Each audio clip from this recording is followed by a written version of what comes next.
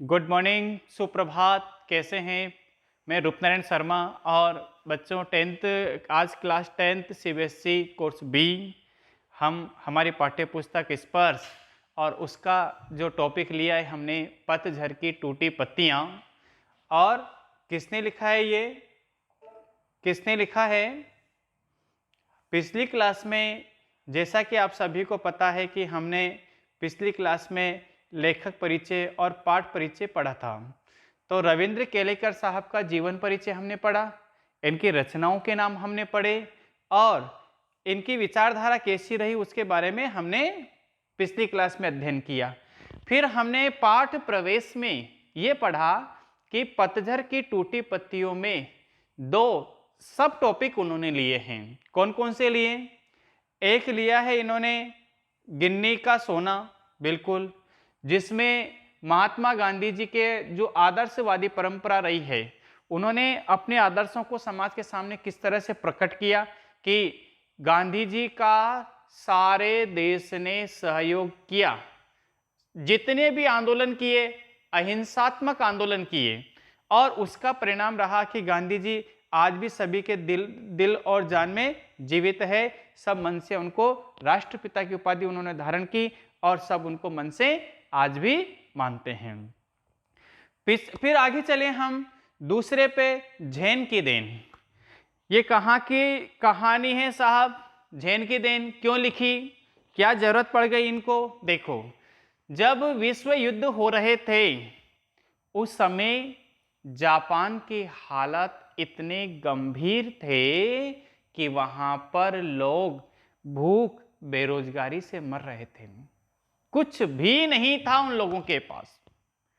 फिर स्थितियां जैसे ही सामान्य हुई, सभी देशों ने मिलकर के उनकी सहायता की और सहायता करने के बाद उनका धीरे धीरे विकास हुआ।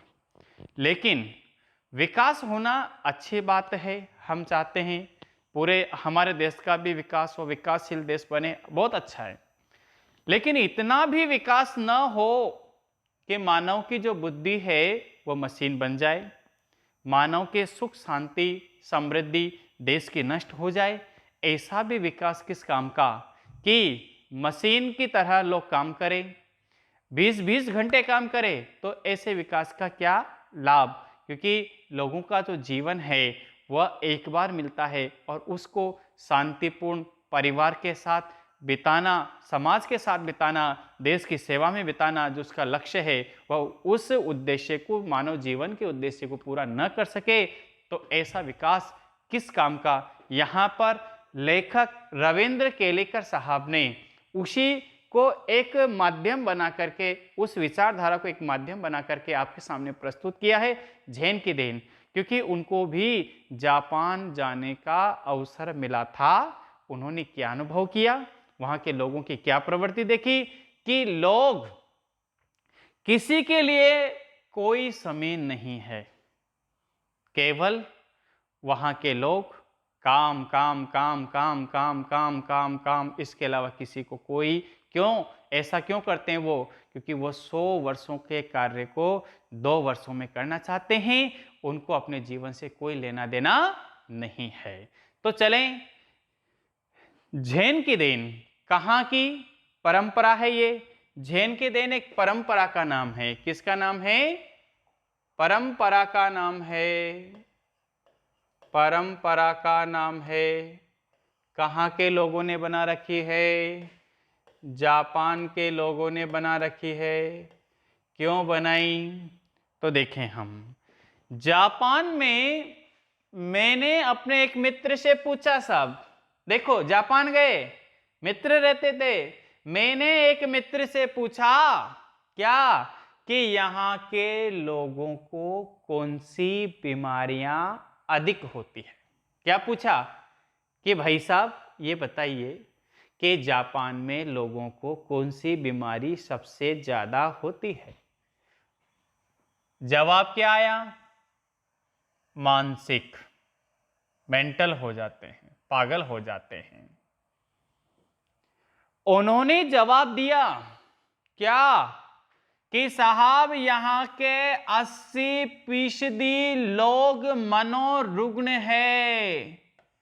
मनोरुग्ण का मतलब होता है मानसिक रोग से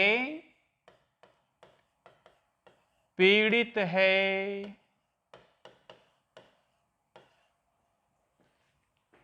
जानने की उत्सुकता हुई ना कि ऐसा क्यों हुआ कि 80% पीपुल कैसे मानसिक रोग से पीड़ित है, ऐसा क्यों? कहने लगे, पूछा, जवाब, उत्सुकताएं बढ़ी कि कैसे, ऐसा क्यों हुआ कि 80% लोग मानसिक रोग से पीड़ित हो गए, पागल हो गए। कहने लगे क्या कि हमारे जीवन की रफ्तार बढ़ गई है। मैं उस चीज को ऐसे नकारात्मक नहीं ले रहा हूं कि देश का विकास रुक जाना चाहिए, कोई काम नहीं करे, ऐसा नहीं, काम करे, सब काम करे। हमारा देश भी काम करता है। नियम बना रखा है कि प्रत्येक व्यक्ति को 8 दिन काम करना जरूरी है, तभी देश आगे बढ़ पाएगा। हमारा देश तो नहीं कहता ऐसे कि 20 घंटे काम करो, यानी 8 घंटे काम करो और फिर परिवार के साथ, बच्चों के साथ जीवन व्यतीत करो, समाज के साथ जीवन व्यतीत करो। अब वहां तो 20-20, 22-22 घंटे लोग काम कर रहे हैं। तो देखो कि हमारे जीवन की रफ्तार बढ़ गई है साहब। अब रफ्तार क्यों बढ़ी? क्योंकि वह, बेटे, इसलिए बढ़ी क्योंकि वह होड़ करने लगे हैं। कंपटीशन, वह भी किससे? उनका कंपटीशन है अमेरिका से। किससे आगे निकलना चाहते हैं? अमेरिका से आगे निकलना चाहते हैं। अब अमेरिका इतना विकसित, इतना विकासशील क्यों हुआ? अरे भाई, उसकी मेहनत है, उसको इस स्तर पे पहुंचने में काफी समय लग गया, तो आपको भी लगेगा, तो आप भी विकासशील बनोगे। लेकिन ऐसा नहीं कि कम समय में अमेरिका की होड़ करने लग जाओ। तो देखो आप, अरे यहां पर कोई चलता नहीं बल्कि दौड़ता है। अरे कोई बोलता नहीं, बकता है। बकता यानी टेंशन, तनाव में आकर के जोर जोर से बकने लगता है। हम जब अकेले पड़ जाते हैं तो हालात देखिए, तब अपने आप से लगातार बड़बड़ाते रहते हैं, बड़बड़ाते रहते हैं। कब? जब हम अकेले पड़ जाते हैं। ये बात समझ में आ गई? अमेरिका से प्रतिस्पर्धा। प्रतिस्पर्धा का मतलब क्या होता है? कंपटीशन। प्रतिस्पर्धा का मतलब होता है होड़ करना, होड़ करना। क्योंकि हम अमेरिका से होड़ करने लगे हैं। अरे 1 महीने में पूरा होने वाला काम 1 ही दिन में पूरा करने की कोशिश करने लगे हैं। वैसे भी दिमाग की रफ्तार हमेशा तेज ही रहती है। उसे क्या कहते हैं? उसे स्पीड का इंजन लगाने पर वह 1000 गुना अधिक रफ्तार से दौड़ने लगता है। फिर एक क्षण ऐसा आता है जब दिमाग का तनाव बढ़ जाता है और पूरा इंजन टूट जाता है। यही कारण है क्या कि जिससे मानसिक रोग यहां पर बढ़ता है। बिल्कुल, देखिए कि जो ज्यादा स्पीड से चलेगा वह हानि भी उतनी ही बड़ी पहुंचाएगा। साइकिल वाले का कभी एक्सीडेंट नहीं होता है। हाँ, वो कभी कभी गिर जाता है, लेकिन मामूली सी चोट आती है और ठीक हो जाता है। लेकिन जो तेज बाइक चलाते हैं उनकी जान इतनी जोखिम में होती है कि वो बच नहीं पाते। यहां पर क्या हो रहा है, अरे आराम से काम नहीं कर रहे, काम करने में उनको इंटरेस्ट नहीं आ रहा है, दबाव में काम कर रहे हैं। दबाव इतना है कि वह एक महीने के काम को एक दिन में करने का प्रयास करते हैं। चाहे वह पागल हो चाहे वह सही हो, काम तो करते हैं, लेकिन उससे कुछ समय बाद ही ऊब महसूस होती है और उस काम में उनको इंटरेस्ट नहीं आता। केवल क्यों करते हैं कि देश का विकास, देश का विकास, देश का विकास, इसके लिए वो काम करते हैं। आगे चलें तो साहब मानसिक रोग बढ़ने का कारण आपको पता चल गया। फिर आगे चलो, अब उनके साथ कैसे उन्होंने टी सेरेमनी करी। देखो, शाम को वह मुझे एक टी सेरेमनी शब्द का मतलब होता है टी पार्टी, चाय पिलाने का एक पार्टी दी उसने, वहां पर लेके गया। चाय पीने की यह एक विधि है। टी सेरेमनी क्या है, चाय पीने की एक विधि का नाम है टी सेरेमनी। जैसे हम भोज का आयोजन करते हैं, प्रीति भोज, डिनर, लंच, एक क्या है, विधि है। जापान के लोग उस टी सेरेमनी को क्या कहते हैं, चा नो यू कहते हैं। परीक्षाओं में कई बार पूछा गया प्रश्न है कि जापान की जो चाय पीने की विधि है उसको क्या कहा जाता है, तो चा नो यू कहा जाता है। ये समझ में आ गया। वहां एक 6 मंजिली इमारत थी।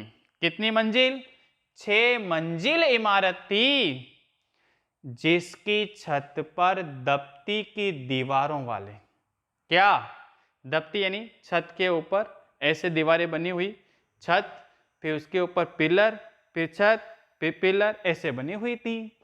एक तमाम तातामी, तातामी शब्द का मतलब क्या है, चटाई, घास फूस की चटाई, जमीन वाली एक सुंदर पर्णकुटी। पर्णकुटी शब्द का मतलब यहां पर लिया हमने पत्ते से बनी झोपड़ी, इसी से लिया, पत्ते से बनी हुई झोपड़ी थी। बाहर बेढबसा, बेढबसा यानी सुंदर नहीं था, बहुत पुराना, बेढबसा यानी टूटा फूटा एक मिट्टी का बर्तन था, उसमें पानी भरा हुआ था। हमने क्या किया, उसमें लोटे से पहले पानी लिया, फिर हाथ पांव इस पानी से धोए, फिर तौलिए से पोंछे और अंदर उसके प्रवेश किया। अंदर कौन बैठा था, चाजीन। चाजीन शब्द का मतलब है उस टे सेरेमनी जहां पर बनी हुई थी 6 मंजिल इमारत, उसका मालिक यानी उसका सेवक हम कह सकते हैं, जो हमारी सेवा करने वाला था वो बैठा हुआ था। हमें देखकर क्या हुआ, रेस्पेक्ट, रेस्पेक्ट किया, देखकर खड़ा हुआ, कमर झुका करके क्या किया, उसने हमें प्रणाम किया और क्या कहा, दो झो का मतलब कहिए क्या है, आइए तशरीफ लाइए, कहकर हमारा स्वागत सत्कार अभिनंदन किया।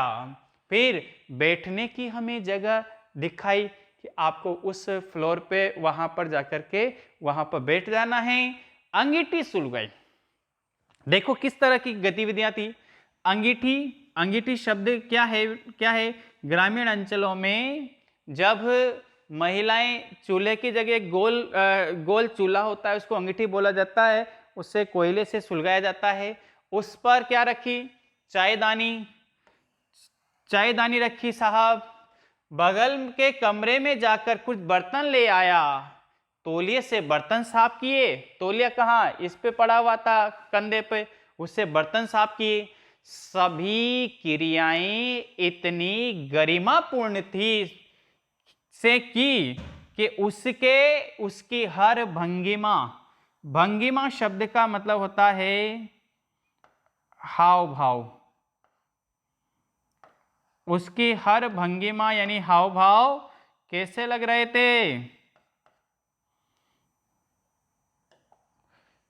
मानो जय जयवंती का सुर, यानी बिल्कुल जय जयवंती का मतलब होता है युद्ध के बाद कई दिनों तक युद्ध चलता हो और उसके बाद जीत मिल जाने की जो खुशी होती है, जय जयवंती, यानी जैसे तो शांतपूर्ण माहौल और ऐसा कि बस मन को संतुष्टि मिल गई है का सुर गूंज रहे हो, वहां का वातावरण इतना शांत था।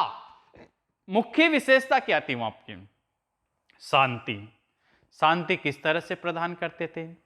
3 लोगों को अलावा था, बैठेंगे, वातावरण का मजा लेंगे, फिर वातावरण के साथ बैठ के बात करेंगे और पत्तों की झोपड़पट्टियों में ऐसा सुकून मिलता है कि बस पूछो ही मत।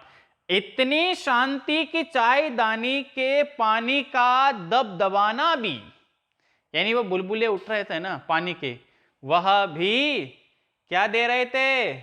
सुनाई दे रहे थे। फिर आगे यहां से चलो, चाय तैयार हुई साहब, उसने वह प्यालों में भरी, फिर वह प्याला हमारे सामने रख दिए गए। वहां हम कितने मित्र थे? 3 मित्र थे।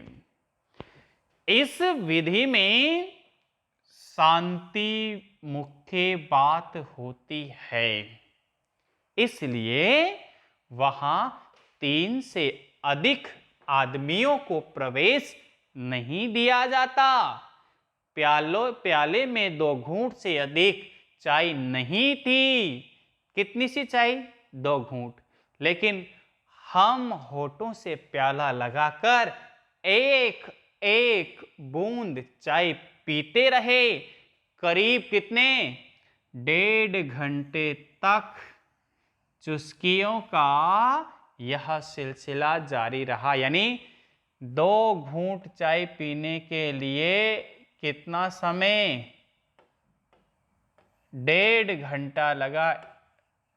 कितने? 1.5 घंटा। क्यों लगा? क्योंकि मुख्य विशेषता क्या थी वहां की? वहां की मुख्य विशेषता थी शांति, मन को शांत करना, इसके अलावा कुछ नहीं।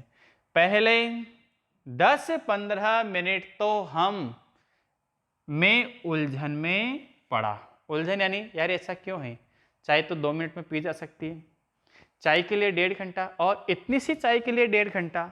फिर देखा क्या कि दिमाग की रफ्तार धीरे धीरे क्या हो रही थी? धीमी पड़ती जा रही थी। क्या पड़ रही थी?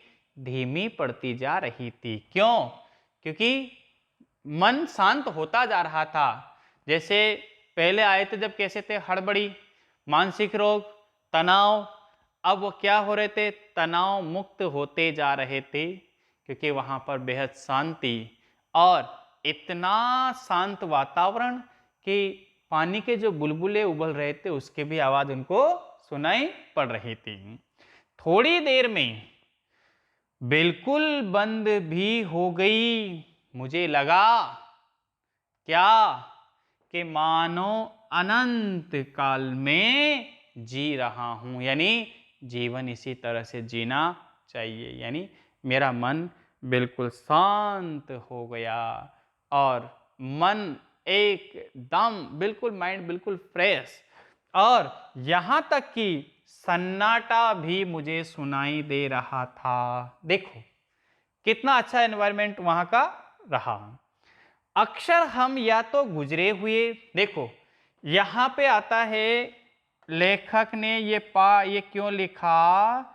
ये मूल बात, मूल संदेश यहां पर देना चाहते हैं कि मानव कहां पे उलझा हुआ है, मानव को शांति क्यों नहीं मिलती जीवन में, इसके बारे में इसका जीवन का संदेश क्या है, जिससे आपको भी प्रेरणा लेनी है और परीक्षाओं के लिए भी उपयोगी है।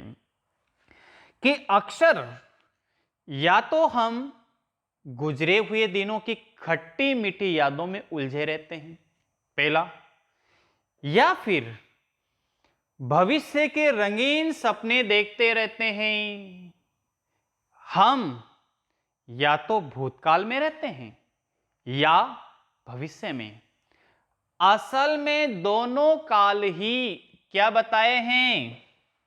असल में दोनों काल ही मिथ्या यानी झूठे हैं। मिथ्या यानी क्या होता है? झूठे हैं। अरे एक तो चला गया और एक आया नहीं।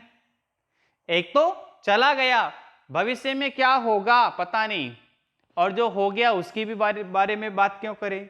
एक चला गया, दूसरा आया नहीं। अरे हमारे सामने जो वर्तमान क्षण है, क्या प्रेजेंट टाइम, वही सत्य है, उसी में जीना चाहिए।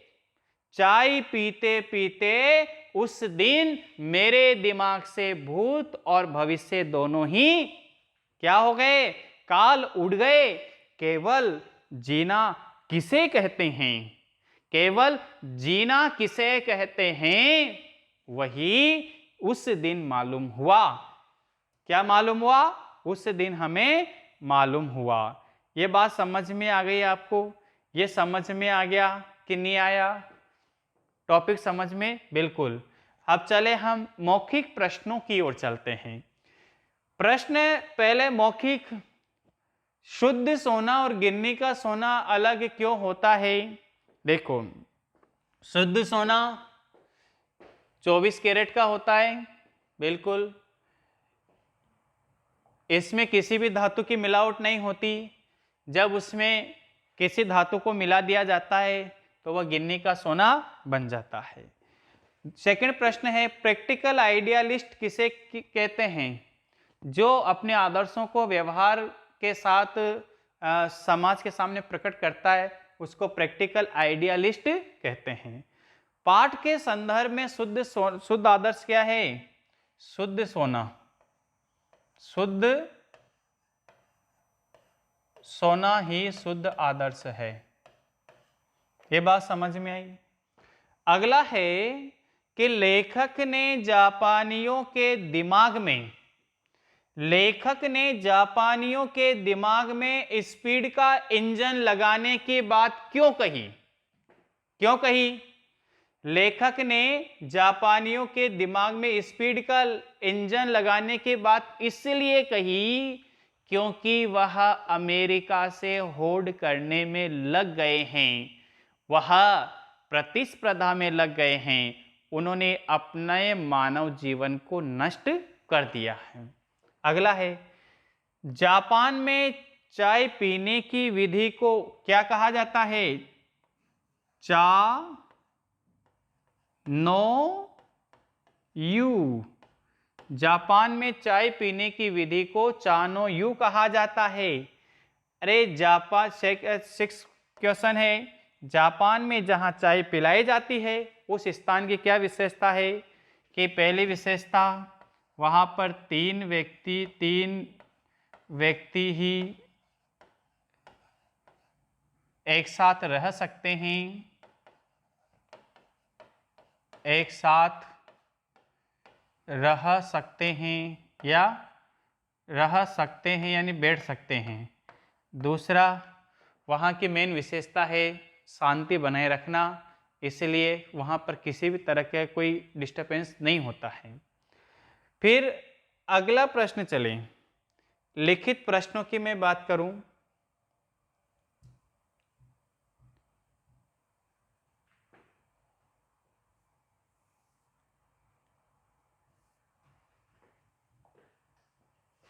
लिखित प्रश्नों की मैं बात करूं, देखो, निम्नलिखित प्रश्नों के उत्तर 25 से 30 शब्दों में लिखिए। देखिए आप, प्रश्न नंबर 1 दिया है इन्होंने, शुद्ध आदर्श की तुलना सोने से और व्यवहार की तुलना तांबे से क्यों की गई साहब? बिल्कुल हम कह सकते हैं कि शुद्ध आदर्श की तुलना सोने से इसलिए की गई कि वह सोने की शुद्ध आदर्श सोने की तरह कीमती तो होते हैं,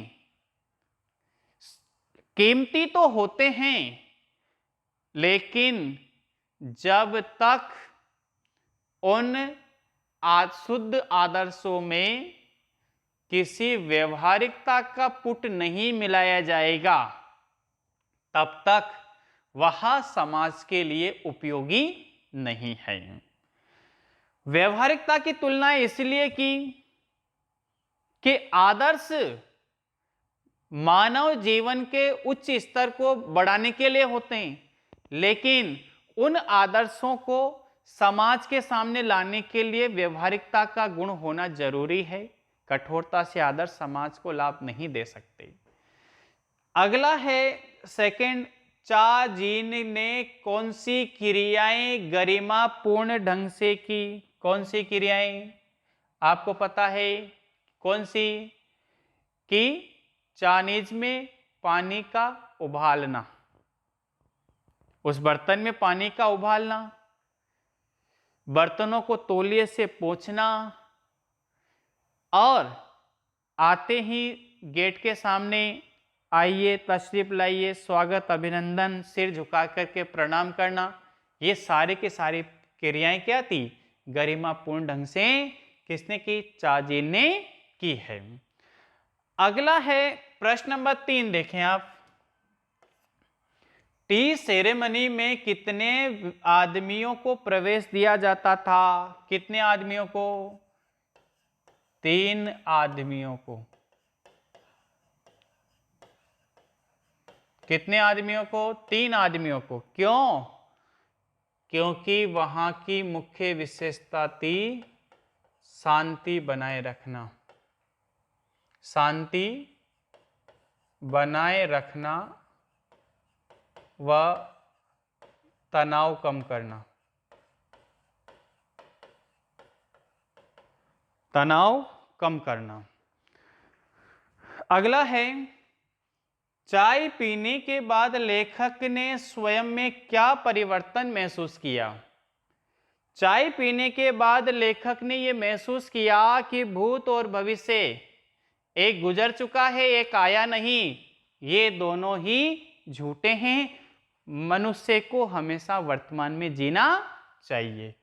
ये भी हो गया, आ गया समझ में। अगला देखो आप, ख का देखो, निम्नलिखित प्रश्नों के उत्तर कितने में देना है आपको? 50 से 60 शब्दों में लिखना है, देना है। इसमें देखो प्रश्न नंबर 1, गांधी जी ने में नेतृत्व की अद्भुत क्षमता थी? बिल्कुल थी। उदाहरण सहित इस बात की पुष्टि कीजिए। कैसे कर सकते हैं कि महात्मा गांधी जी एक आदर्श पुरुष थे।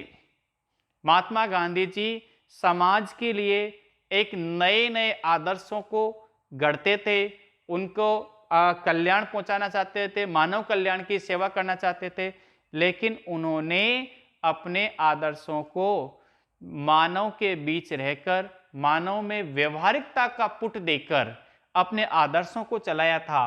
और उन्होंने जितने भी चंपारण आंदोलन, असहयोग आंदोलन और जितने भी आंदोलन चलाए वो अहिंसात्मक आंदोलन थे, उससे मानव को किसी भी तरह की हानि नहीं हुई थी। और सारा देश महात्मा गांधी जी को एक पूज्य देवता के रूप में मानता था। इसलिए हम कह सकते थे कि गांधी जी ने जो देश में नेतृत्व किया उसकी अद्भुत क्षमता वह रखते थे, यानी सभी को उन्होंने संतुष्ट किया है, अपने आदर्शों को समझाया है, तब जाकर के देश के सामने इतनी बड़ी चुनौती उन्होंने स्वीकार की है। अगला है सेकंड क्वेश्चन, देखें आप। आपके विचार से कौन से ऐसे मूल्य हैं जो शाश्वत हैं? हमारे हिसाब से वर्तमान क्षण, जो वर्तमान समय में घटित हो रहा है, मानव को किस तरह से जीना है, उसके बारे में यदि वह जानता है तो वही उसका शाश्वत मूल्य है। वर्तमान समय में इन मूल्यों की प्रासंगिकता क्या है? प्रासंगिकता है कैसे कि वर्तमान समय में मनुष्य भूत और भविष्य को माध्यम बना करके जी रहा है, जबकि दोनों ही ये क्या है, झूठे हैं। एक आया नहीं और दूसरा आएगा। इसलिए मनुष्य को किस में जीना है, वर्तमान समय में जीना है। वर्तमान मनुष्य को आगे बढ़ना है, यही उसका शाश्वत मूल्य है। फिर इन्होंने कहा कि अपने जीवन की किसी ऐसी घटनाओं का उल्लेख कीजिए, शुद्ध आदर्श से आपको हानि लाभ हुआ हो। बिल्कुल, हमारे सामने बहुत सारी चीज़ें हैं कि हमने जैसे मान लीजिए विद्यालय में पढ़े तो अध्यापक जी ने हमें कुछ प्रेरणास्पद कहानियाँ सुनाई, ईमानदारी का परिचय दिया, लेकिन जब हम अदालत में गए और हमने ईमानदारी पूर्ण कार्य किया तो वहाँ पर हमें न्याय मिला, यानी हमें उसका लाभ मिला। फिर हम इससे कह सकते हैं शुद्ध आदर्श में व्यवहारिकता का पुट देने से क्या लाभ हुआ। बिल्कुल, कि मैं अपनी मम्मी को कुछ नई डिस्क बनाने के लिए समझा रहा था, लेकिन उनको इतना प्यार से समझा रहा था कि उन्होंने मेरी बात मानी और मेरी बात मान करके उनको भी लाभ मिला और मुझे भी स्वादिष्ट भोजन मिला। ये हम इसमें कह सकते हैं। फिर इन्होंने प्रश्न नंबर 4 क्या लिया, शुद्ध सोने में तांबे की मिलावट या तांबे में सोने की गांधी जी के आदर्श और व्यवहार के संदर्भ में यह बात किस तरह से झलकती है। देखो, महात्मा गांधी जी ने अनेक दार्शनिकों के ग्रंथ पढ़े, उन्होंने पढ़े कि मानव जीवन किस तरह से जिया जाए, मानव जीवन में क्या है, तो उन्होंने इस बात को समाज के सामने, क्योंकि हमारा देश आज़ादी के पहले किससे मानसिक तनाव से जूझ रहा था, बेरोजगारी से जूझ रहा था, गुलामी दास था, ऐसी बड़ी चुनौती उसके सामने थी कि मानव अपनी स्वच्छंदता पूर्वक कोई भी कार्य नहीं कर सकता था। उन्होंने समझाने का प्रयास किया, अपने आदर्शों को समाज में लाने का प्रयास किया। उन्होंने छोटी छोटी, जैसे महात्मा गांधी जी की एक वो आत्म परिचय वाली बुक है मेरा नया जीवन, तो उसमें उन्होंने छोटी छोटी लघु कथाएं लिखी कि छोटी छोटी बातों के माध्यम से हम इस समाज को जीत सकते हैं, आगे बढ़ सकते हैं। तो उन्होंने भी शुद्ध सोना चमकीला कम होता है, उसको किसी भी आकृति में आप ढाल नहीं सकते, लेकिन जब आप उसमें तांबा मिलाते हो तो फिर तांबे के साथ वह किसी भी आकृति में ढल जाता है, उसमें चमक आती है। इसी तरह मानव शुद्ध आचरणों के साथ यदि व्यवहारिकता को अपनाए तो उसमें और अधिक निखार आता जाएगा। ये बात समझ में आ गई आपको। गिरगिट कहानी ये तो है ही नहीं आपके। फिर प्रश्न नंबर 6, क्वेश्चन नंबर 6, लेखक के मित्र ने मानसिक रोग के क्या कारण बताए, क्योंकि वह अमेरिका से होड़ करने लगा है और 1 महीने का काम 1 दिन में करने लगा है, जिसके कारण लोग मानसिक 80% लोग मानसिक तनाव से पीड़ित है। आप इन कारणों से कहां तक सहमत हैं? हम इन कारणों से यहां तक सहमत है कि मानव अपनी क्षमता और शक्ति के अनुसार ही यदि काम करता है तो उसको कार्य करने में रुचि होती है, वह आनंद के साथ काम करता है, लेकिन जब उसके ऊपर बोझ थोप दिया जाता है तो उसकी रुचि उसे हट जाती है, जिसके कारण वह मानसिक रोगी हो जाता है। अगला प्रश्न क्या है, लेखक के अनुसार सत्य केवल वर्तमान है, उसी में जीना चाहिए।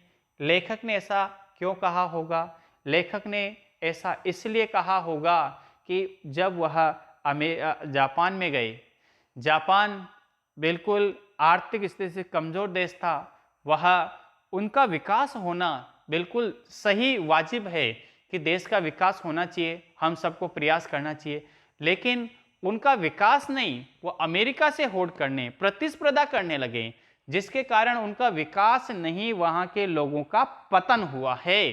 तो हम लेखक के जो वर्तमान सत्य है उसी में जीना बिल्कुल 100% यहाँ पर होना चाहिए, और लेखक ने बिल्कुल यहाँ पर सही किया है। ये बात समझ में आ गई आपको? ये बात समझ में आ गई? अब यहाँ पर इन्होंने देखो समास, द्वंद्व समास के उदाहरण भी लिए हैं। बिल्कुल, द्वंद्व समास क्या है? द्वंद्व समास में यहाँ द्वंद्व समास है जिसमें दो पद प्रधान होते हैं। पहली विशेषता, सिलेबस में भी है, दोनों पद प्रधान होते हैं। इसमें दोनों पदों के बीच योजक चिन्ह। अब योजक चिन्ह क्या है, इसको जानना भी जरूरी है। योजक चिन्ह, इस चिन्ह को योजक चिन्ह कहते हैं। शब्द का लोप, लोप यानी लुप्त हो जाता है। अब देखो माता पिता, तो हम कह सकते हैं माता और पिता। पाप पुण्य, पाप और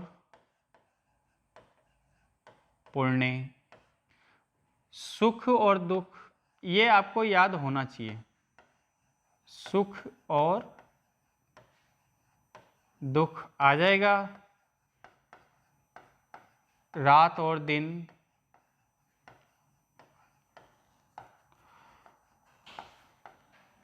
अन्न और जल, घर और बाहर, देश और विदेश। इस तरह से हमने व्याकरणिक ज्ञान भी लिया इसमें। और क्या है इसमें, देखो विशेषण शब्दों से भाववाचक क्या बनाना है? भाववाचक संज्ञा बनानी है। बिल्कुल, सफल का सफलता हो जाएगा, विलक्षणता हो जाएगा, और व्यवहारिकता हो जाएगा। होगा या नहीं होगा? व्यवहारिकता, ये हो जाएगा ना। बिल्कुल। अगला है इसमें सजगता हो जाएगा, आदर्शवादी हो जाएगा, शुद्धता हो जाएगा। और शुद्ध सोना, नीचे दिए गए वाक्यों को रेखांकित अंश पर ध्यान दीजिए और शब्द का अर्थ सोना गोल्ड, बहुत रात सोना, यानी यहां पर सोना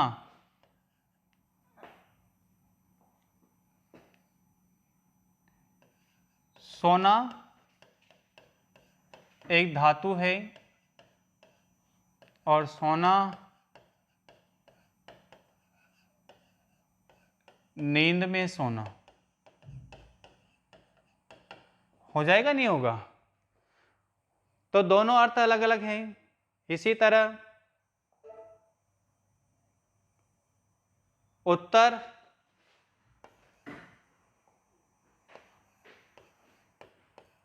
प्रश्न का उत्तर, प्रश्न का उत्तर, और उत्तर दिशा बनेगा।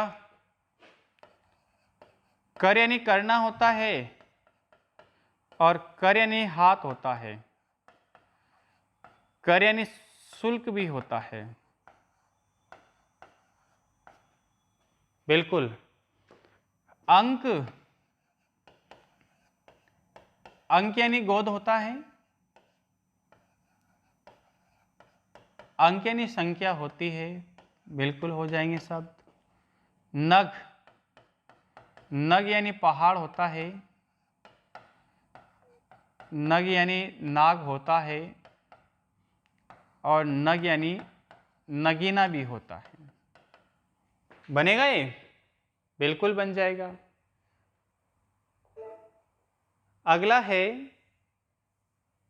नीचे दिए गए वाक्यों को संयुक्त वाक्य में बदलिए साहब। तो अंगीठी सुलगाई, उस पर चायदानी रखी।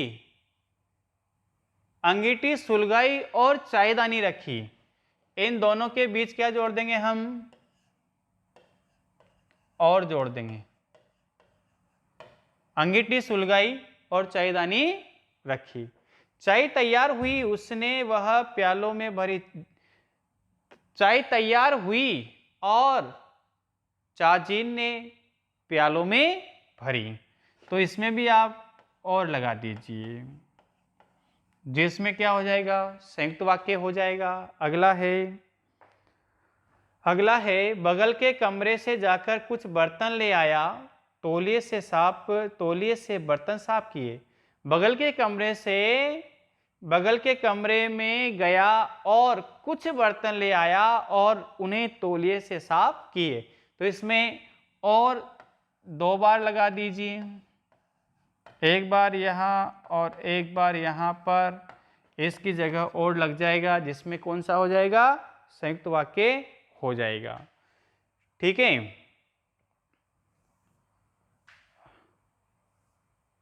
अब इसमें मिश्र वाक्य दिया हुआ है, देखो आप 6 है कि चाय पीने की यह एक विधि है, जापान में इसे चा नो यू कहते हैं। जापान में जो चाय पीने की विधि है उसे वहाँ चा नो यू कहते हैं, बिल्कुल बनेगा। अगला है बाहर बेढब सा एक मिट्टी का बर्तन था, उसमें पानी भरा हुआ था। बाहर बेढब सा एक मिट्टी का बर्तन था जिसमें पानी भरा हुआ था। चाय तैयार हुई, उसने वह प्यालों में भरी, फिर वे प्याले हमारे सामने। जैसे ही तैयार हुई उसने हमारे प्यालों में भरी और हमने हमारे सामने प्याले रख दिए। यहां तक भी ठीक है। फिर आगे क्या पूछते हैं, ये कठिन शब्दार्थ आपके सामने हैं। कठिन शब्दार्थ में आपको जो इम्पोर्टेंट मेरे को जैसे प्रैक्टिकल आइडियलिस्ट लग रहा है,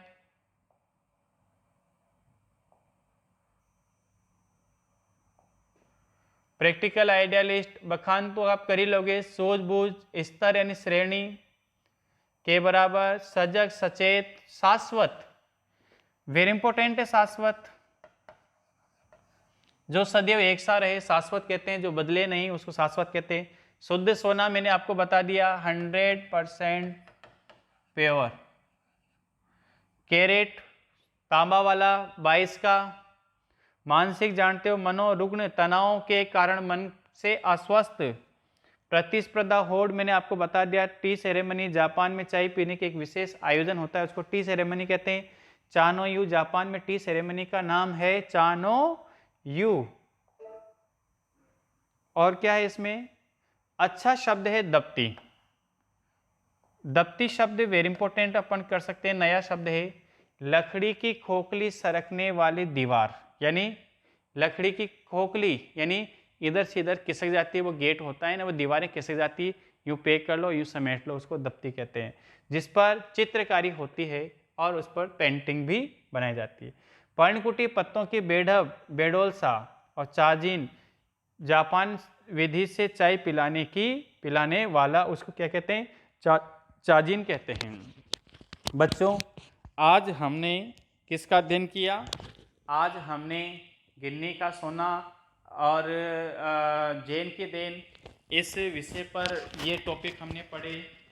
पतझड़ की टूटी पत्तियों से अपन ने लिया और इनको पढ़ने के बाद जितने भी प्रश्न उत्तर बनने थे वो सारे प्रश्न उत्तर हमने बनाए और इन्हीं में से अक्सर पूछे जाते हैं और भी बहुत सारे प्रश्न बना लेते हैं एग्जामिनर, उनके बारे में भी हम चर्चाएं करते रहेंगे, आगे बढ़ते रहेंगे। परीक्षाओं में एक भी प्रश्न ऐसा नहीं होता है जो पढ़ाए हुए में से न आए। तो आप इसी तरह जुड़े रहें और पढ़ते रहें, आनंद भी लें, जीवन में वर्तमान क्षण को आनंदित बनाएं और मेहनत भी करें। लेकिन इस पाठ से भी आप नए संदेश लें और इस लोक कल्याण के लिए आप आगे बढ़ते रहें। इसी आशा, इसी विश्वास के साथ सभी बच्चों को बहुत बहुत धन्यवाद। Thank you.